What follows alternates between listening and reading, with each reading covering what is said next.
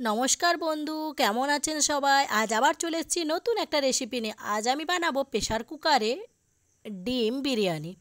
চলো ঝটপট আমরা রেসিপিটা দেখে নিই। এই রেসিপিটা বানানোর জন্য আমি 5 থেকে 6টা ডিম নিয়ে নেব।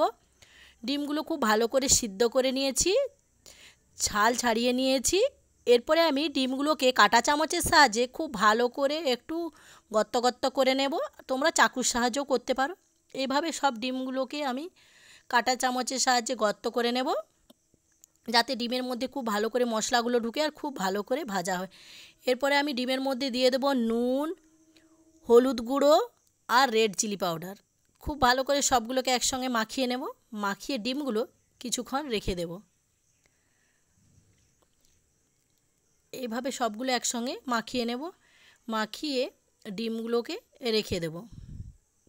আমি কুকার নিয়ে নিয়েছি, কুকারটা গ্যাসের উপরে বসিয়ে দিয়েছি। কুকারের মধ্যে 2 চামচ তেল নিয়ে নিয়েছি। তেল গরম হয়ে গেলে দুটো পেঁয়াজ টুকরো টুকরো করে কেটে নেব। দুটো পেঁয়াজ আমি টুকরো টুকরো করে কেটে নিয়েছি। পেঁয়াজগুলো আমি খুব ভালো করে লাল লাল করে ভেজে নেব। পেঁয়াজগুলো লাল লাল করে ভাজা হয়ে গেলে পেঁয়াজগুলো আমি তুলে নেব। লাল লাল করে পেঁয়াজটা পুরো ভাজা হয়ে গেছে, এরপরে আমি তুলে নিচ্ছি। পুরো পেঁয়াজ তুলে নেব। পেঁয়াজ তুলে নেওয়ার পরে ওই তেলের মধ্যেই আমি দেব ডিমগুলোকে ভেজে নেব। ডিমগুলো খুব আস্তে আস্তে করে আমি কুকারের মধ্যে দিয়ে দেব, না হলে তেল আমাদের গায়ের মধ্যে ছিটে যেতে পারে। ডিমটা খুব ভালো করে এইভাবে নাড়াচাড়া করে আমি ডিমগুলোকে ভেজে নেব। সুন্দরভাবে ডিমগুলোকে ভেজে নিতে হবে। ডিমগুলো ভেজে নিয়ে আমি ডিমগুলোকে তুলে নেব। এভাবে ডিমগুলোকে লাল লাল কালার করে আমি ভেজে নেব। ডিম আমার ভাজা হয়ে গেছে। ডিমগুলোকে একটা একটা করে আমি তুলে নেব। ডিম তুলে নিয়েছি। ওই তেলের মধ্যেই আমি দিয়ে দেব গোটা জিরে, বড় এলাইচি, ছোট এলাইচি, গোলমরিচ, তেজপাতা, দারচিনি সব মশলা দিয়ে দেব। সবগুলো খুব ভালো করে একটু ভেজে নেব। ভেজে নেওয়ার পরে আমি পেঁয়াজ কুচিগুলো ভেজে নেব। পেঁয়াজ কুচিগুলো খুব ভালো করে ভেজে নিতে হবে। পেঁয়াজ আমি খুব ভালো করে হালকা হালকা করে ভেজে নেব। পেঁয়াজ আমার ভাজা হয়ে গেছে। এরপরে আমি দিয়ে দেব আদা রসুনের পেস্ট। আদা রসুনের পেস্টটাও খুব ভালো করে আমি একটু ভেজে নেব। আদা রসুনের পেস্ট খুব ভালো করে ভেজে নিতে হবে। আদা রসুনের পেস্ট ভাজা হয়ে গেছে। দুটো টমেটো আমি টুকরো করে রেখেছিলাম, দুটো টমেটো দিয়ে দিচ্ছি। তার মধ্যে আমি নুন দিয়ে দেব। টমেটোটা খুব তাড়াতাড়ি গলে যাবে। এরপরে আমি একটা ঢাকা দিয়ে দেব। ঢাকা দিয়ে 5 মিনিট পরে ঢাকনা খুলে নেব। দেখব আমার টমেটো একদম গলে গেছে। টমেটো গলে গেছে। খুব ভালো করে আরেকবার নাড়াচাড়া করে নেব। এরপরে আমি গুঁড়ো মশলা দিয়ে দেব।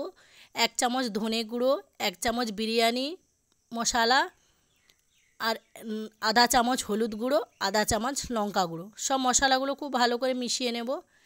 এরপরে আমি দিয়ে দেব দই। দইটা তোমরা ফেটেও দিতে পারো, এমনকি ডাইরেক্ট দিতে পারো।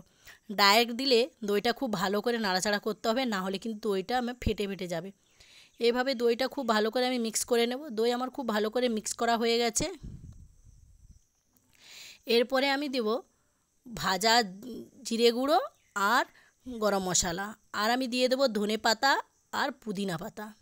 সবগুলোকে খুব ভালো করে আরেকবার কষিয়ে নেব। এরপরে আমি ডিমগুলো দিয়ে দেব। ডিমগুলো দিয়ে দেওয়ার পরে আমি আধ গ্লাসের মতন জল দেব। জল দেওয়ার পরে ডিমগুলোকে একটু খুব ভালো করে আমি ফুটিয়ে নেব।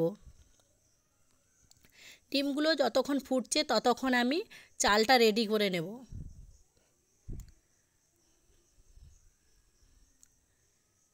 মশলাটা ফুটে যাবে, ডিমটা খুব ভালো করে ফুটে যাবে। চাল রেডি করে নিচ্ছি।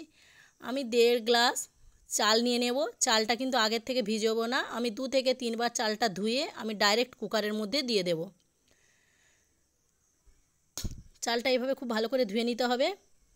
তোমরা যে চালে পোলাও বানাও, বিরিয়ানি বানাও, সেই চালই ব্যবহার করবে। এরপরে ডিম কিছুগুলো তুলে নিয়েছি, দুটো ডিম রেখেছি। তারপরে আমি চাল দিয়ে দিচ্ছি।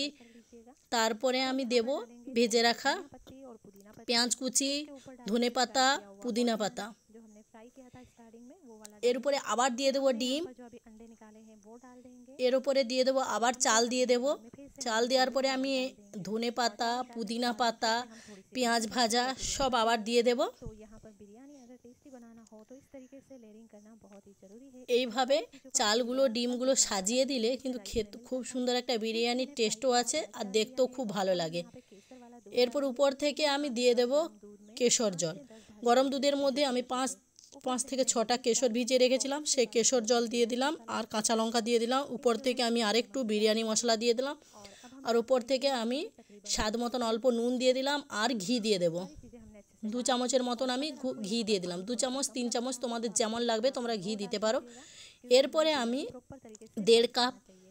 अब हम 1.5 গ্লাস চালে আমি 2 গ্লাস জল দেব। জল দিয়ে আমি কুকারের ঢাকনাটা বন্ধ করে দেবো। কুকারের ঢাকনাটাতে আমি 3 থেকে 4টা সিটি দেব। তোমরা যেভাবে ভাত বানাও সেভাবে তোমরা 2 থেকে 3টে সিটি দেবে। 15 मिनट आप उसे ऐसा সিটি দেওয়ার পরে কিন্তু সঙ্গে সঙ্গে সিটিটা খুলবো না, কিছুক্ষণ ভাপ রেখে দেবো। তারপরে আমি সিটিটা খুলে নেবো। সিটি আমি খুলে নিয়েছি, দেখো চালগুলো কিন্তু খুব সুন্দর হয়েছে। আর বেশি জল হলে কিন্তু এটা একটার গায়ে একটা লেগে থাকতো, এটা দেখো খুব সুন্দর ছেড়ে ছেড়ে গেছে। এইভাবে তোমরাও বাড়িতে ট্রাই করো, খেতেও যতটা সুন্দর হবে দেখতেও ততটা সুন্দর হবে। ভিডিওটা যদি তোমাদের ভালো লেগে থাকে অবশ্যই লাইক করবে, কমেন্ট করবে, শেয়ার করবে। দেখা হচ্ছে নতুন একটা রেসিপির সঙ্গে। Tata, by.